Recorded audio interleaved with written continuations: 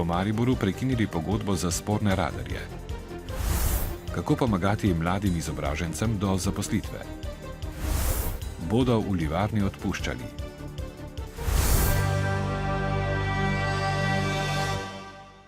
Dober večer. Mariborski mestni svetniki so danes dobili na mizo tudi predlog o sporazumni prekinitvi pogodbe za radarje oziroma uradno povedano o javno-zasebnem partnerstvu med družbo Iskra Sistemi in občino.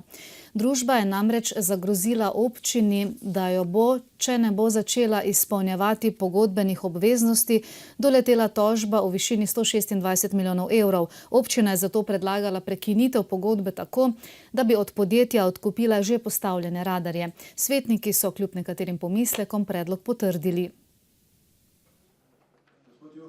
Le uro pred začetkom seje se je na dnevnem redu znašla točka o začetku pogajanj o prekinitvi pogodbe o spornih radarjih z Iskro Sistemi. Sklep je bil potrjen kljub nasprotovanju opozicijskih svetnikov. Domnevam, da bodo ustrezni organi rekli, da je ta pogodba nična. Zato je treba sploh počakati, da povedo, kje smo, in potem, ko vemo, kje smo, lahko nadaljne korake sprejemamo. Ali je to v tem predvolilnem času tudi neka igra, da se izpostavi, češ, poglejte, zdaj pa jaz to zadevo rešujem. To je zdaj težko povedati, tudi mogoče. Za pogajanje o pogodbi naj bi se občina Maribor odločila, ker so jih Iskra Sistemi stisnili ob zid. Predlog je, da gremo takoj v položnice, da pošiljamo za vse tiste, ki so storili prekrške. Drugi pogoj je, da gremo v sporazumno prekinitev, in tretji pogoj pa so oni dali, da gredo potem tudi v tožbo. Občina naj bi po dogovoru odkupila postavljeno oziroma obnovljeno semaforsko signalizacijo. Odgovorni pa vsak po svoje tolmači usodo radarjev. Če imate vi doma svoj vrč, v kuhinji ga odnesete, ko odidete, tako je tudi ta oprema ni naša, in če ni naša, potem je mi nimamo pravice uporabljati. Jaz verjamem, da radarji niso tako zgrešena zadeva, zato ker promet se je umiril. Smo mi pripravljeni se sporazumeti za to prekinitev. Mi smo do sedaj vložili nekje 7-8 milijonov evrov, seveda v to ni vključenih razvojnih stroškov. Kje bodo v bornem proračunu našli denar, je težko reči. Medtem je sicer radarski sistem zaznal več kot 150 tisoč kršitev v skupni vrednosti okoli 10 milijonov evrov kazni. A položnice zaenkrat ostajajo še v predalu, saj čakajo na mnenje Računskega sodišča in Komisije za preprečevanje korupcije o zakonitosti pogodbe. Poročilo slednje naj bi bilo znano že naslednji teden.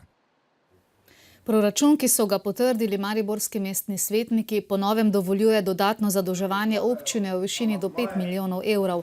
Gre za namensko zadolževanje, saj bo denar porabljen za gradnjo fiziatrije, vzdrževanje vrtcev in šol ter obnovo dvorane Tabor. Proračun je sicer na dohodkovni in odhodkovni strani usklajen pri 105 milijonih evrov. Zadolženost občine se je tako zvišala na 36 milijonov evrov, kar je po besedah direktorice občinske uprave Milice Simonič-Štajner še znotraj zakonsko dovoljenega. Kljub potrditvi proračuna pa danes niso odstopili mariborski mestni svetniki, ki so pred časom svoj odstop pogojevali s sprejetjem proračuna.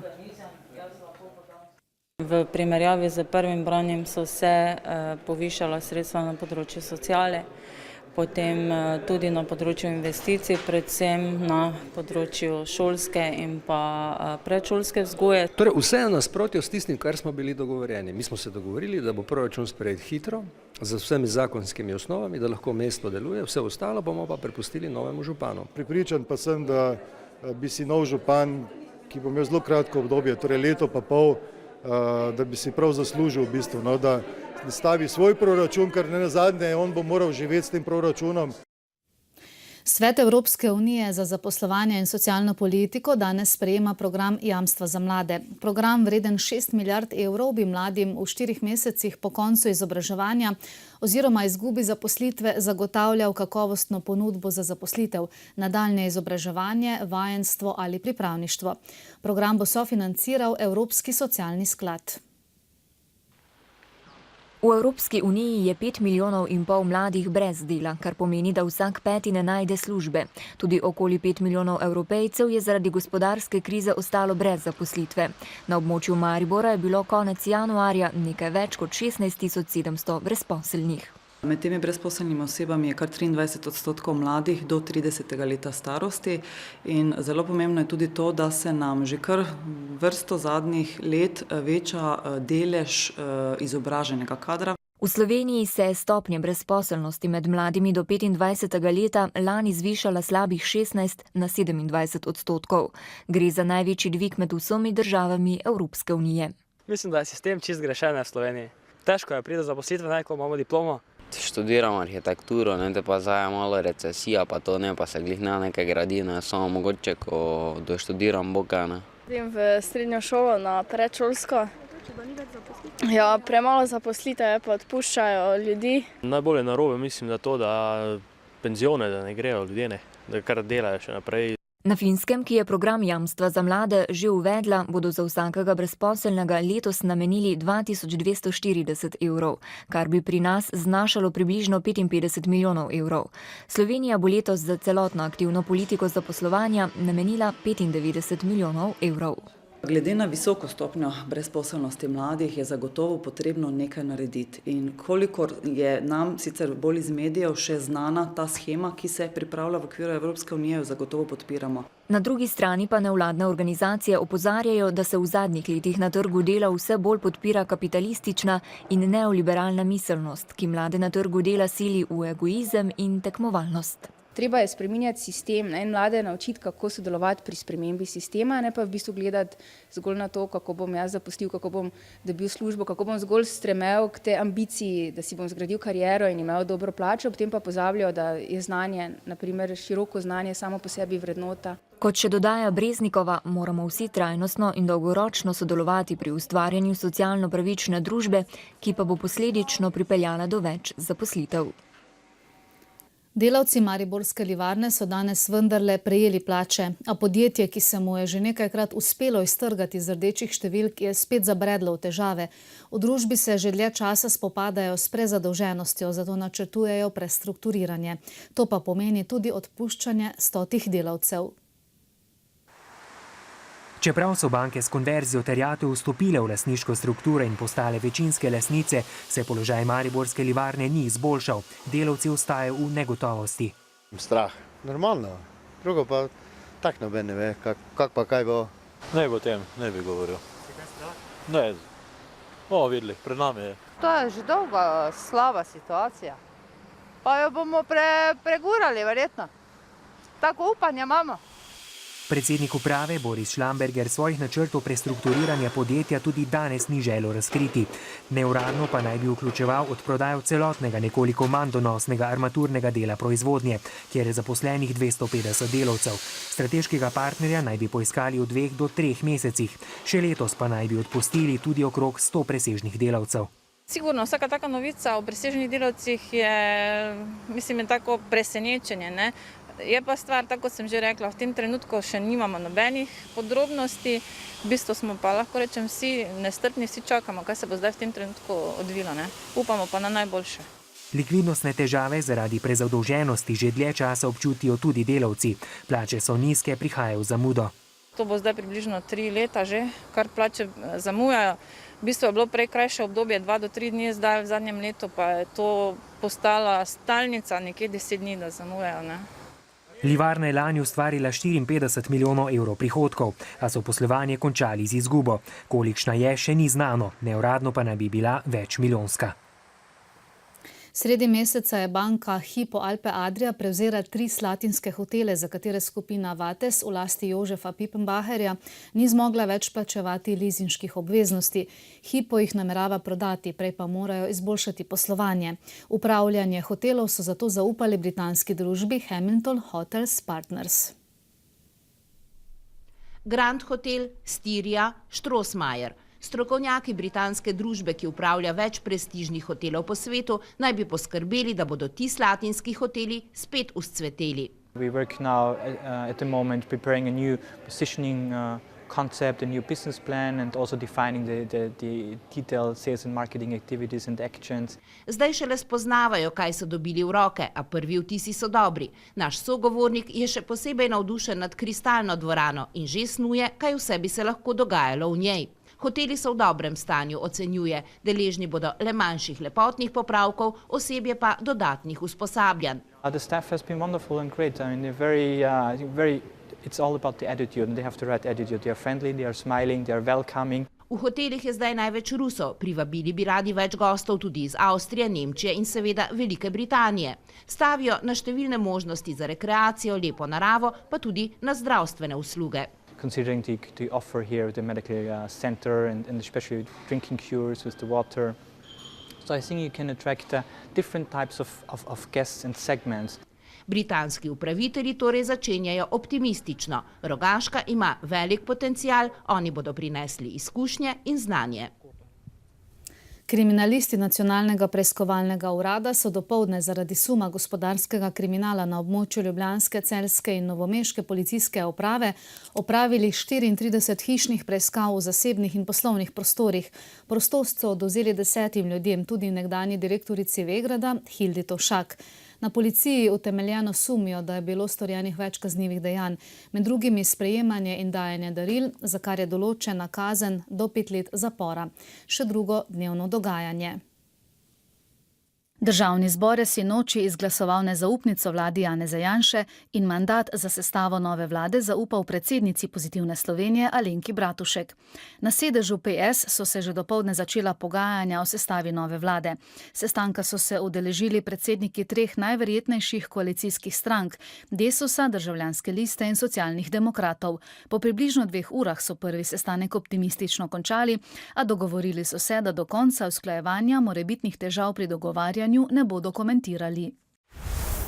Poslanci pa so dopoldne izjemno hitro končali drugo obravnavo reforme trga dela. Namesto predvidenih 8 ur so razpravljali le 2 uri. Dopolnila k zakonu o urejanju trga dela in zakonu o delovnih razmerjih so soglasno podprli. Tretje branje bo prihodnji torek. Na Gospodarski zbornici Slovenije so opozorili, da se mora nova koalicija čim prej opredeliti do sanacije bančnega sistema in kreditnega krča v podjetjih, sanacije javnih financ, upravljanja z državnim premoženjem ter bremena davkov. Zavzeli so se za kompetentno vlado s kompetentnimi strokovnjaki in zelo jasno strategijo, kaj bodo njihovi glavni cilji in kako jih bodo dosegli, so še dodali. Čeprav zime še ni konec, so se na mariborskih cestah že pokazale razsežne poškodbe zaradi temperaturnih sprememb in vlage. K slabim razmeram pa prispeva tudi neredno vzdrževanje cestišča in bankin. Za vzdrževanje teh je pristojen Nigrad, ki pa, kot kaže, ni poskrbel niti za krpanje največjih udarnih jam. Ceste so sicer neurejene že od lani, ko vozniki prav tako niso dočakali večjih prenov cestišč in pločnikov. Bi pa ob tem pričakovali vsaj kakšen prometni znak, ki bi opozarjal na poškodovano cestišče. Slabe ceste se zelo izogibamo, ja. Ja, zelo, pa kaj lahko naredimo? Ja, sigurno motijo, seveda. Tu pa sploh gor, ko imamo tako slabe ceste proti Pekram pa to. Ja, motijo, ja, lukne. Najbolj pa ulica Pariške, dol, ko pelaš, tam so same lukne. Kaj čemo, zima svoje naredi, bo že popravili.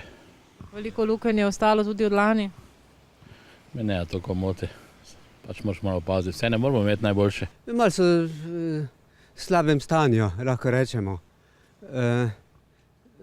Jame razpokane, pa slabo vzdrževanje, ja, zato. Sneg je bil očiščen, lahko bi bilo boljše. Zdaj, ko je zime, konec, zdaj bo je naredili, zdaj po zimi ne morajo delati. In zdaj kultura. V Domu kulture Muzikafe na Ptuju so na literarno-vinskem večeru gostili izjemnega pisatelja Vlada Žabota z najnovejšim delom Sveta poroka. Sveta poroka je januarja izdano delo pisatelja Vlada Žabota. Literarni kritiki ga že umeščajo med prelomnejša dela v slovenski literarni zgodovini.